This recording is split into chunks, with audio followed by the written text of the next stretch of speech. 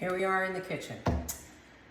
Okay, well, I said I was going to dehydrate some beet leaves, and yes, I absolutely am, but I needed some time to actually research it because I've never done it before in my entire life. So here we are learning together. One of my goals of actually having this platform was that we can learn together and we can learn from our mistakes. Maybe we'll have some successes, but we'll see. So what I've done is just filled up my sink with some cold water, and for the first time ever, I hadn't even thought of this, and I don't know, maybe I'm eating bugs, but I had never put vinegar in it to wash it before, and I think that's brilliant. And why hadn't I done that before? So it actually, yeah, they were kind of dirty little muffins here. So I'm going to pull them out, and as I pull them out, I'm going to spin them dry. And I see that my stems are still on there, and that's fine. I'm gonna end up, oh, sorry, I just had a couple of my green tomatoes just drop off my island, swirled out. The stems I'm not going to use. I'm gonna try and get as much off as possible because we want, when we're using a dehydrator, we want as much uniformity as possible. And the stems can be a little chewier, a little woodier. You know, the small veiny ones are probably fine, but these ones are the ones that I'm going to bring down. I don't have a whole lot of high hopes for a lot of dehydrated greens because a cup of greens will give you maybe a quarter cup of actual dehydrated greens and maybe a tablespoon of powder if you're going to grind it down to powder. I'm not going to grind mine down to powder, and here's why. Although I have seen some really cool stuff, and maybe this winter we'll go that route. But I find that, well, first of all, we love to eat greens, so that's not a problem. And the darker the green, the better, so I've heard. But once they're into just a dehydrated leaf form, then I can store them in some nice tight sealers and just add them to whatever it is I'm baking. So yeah, maybe I'm making a chocolate cake and there's some beet leaves in there. You won't even know. Maybe I'm making a meatloaf and there's some in. Maybe I'm making scrambled eggs and there's a little bit in there. You won't even know. So for this session of dehydrating, I am just going to use them in the leaf form.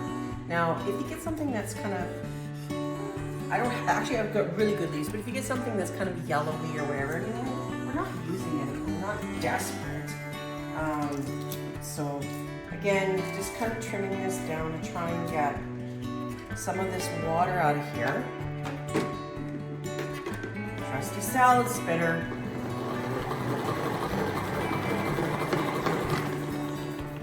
And actually I should put that in the garbage bowl there. Yeah, quite a bit of water that comes out of that. That's cool. Alright, so I'm just gonna finish doing up these beet leaves, and I will then start chopping up in a little bit. Last bunch has been rinsed off, and you know they are actually little, they're not very big. So I'm just gonna run a blade through here and chop them up a wee bit.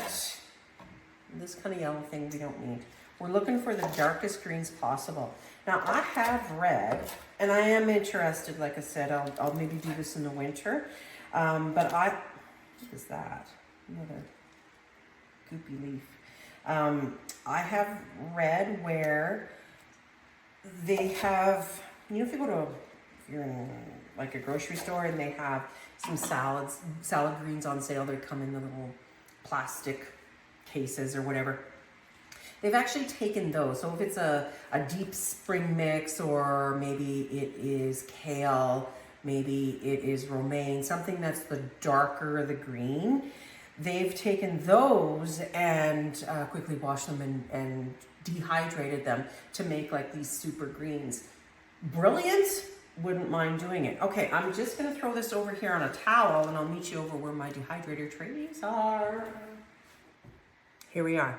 I've spread them out on a towel here just to try and capture the last little bit of moisture.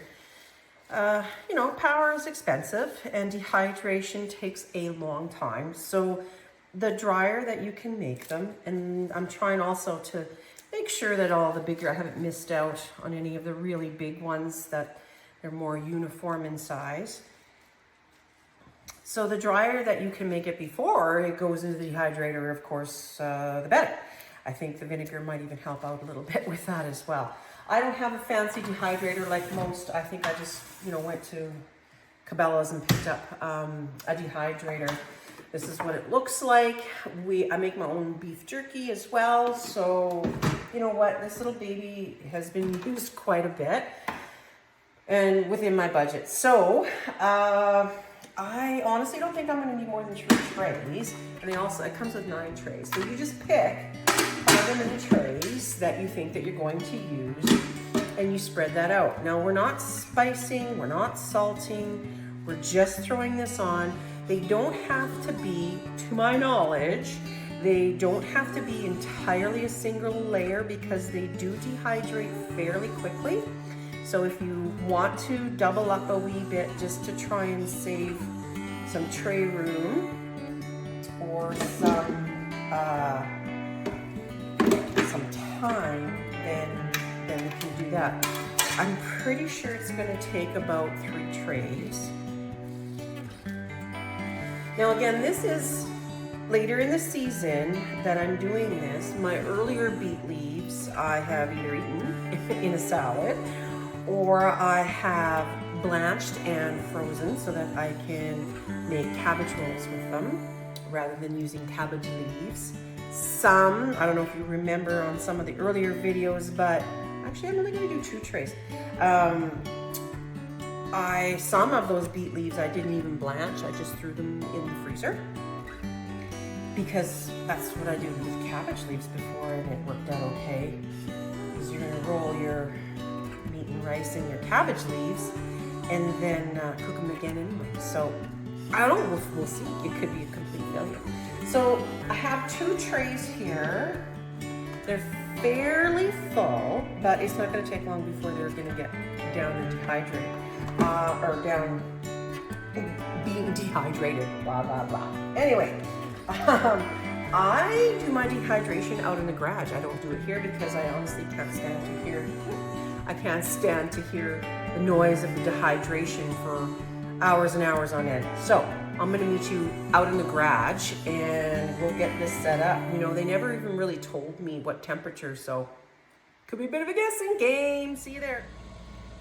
It's been 7 hours, 6.5, 7 hours. I checked on this at about 4 to 5 hours in, and all I did was just swap trays. I put one on the bottom, one on the top. I think these are ready. Oh yeah, these are super dry. Yeah, these are ready. So let me turn this off.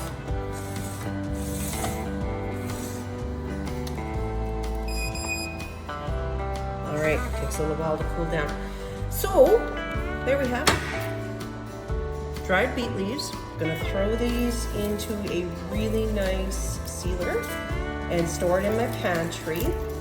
And the next smoothie I have, or the next time I'm making meatloaf or lasagna, guess what's going to be blended in? Maybe even I'll throw it into a banana loaf or something. Dried beet leaves. Give it a whirl. It was fun.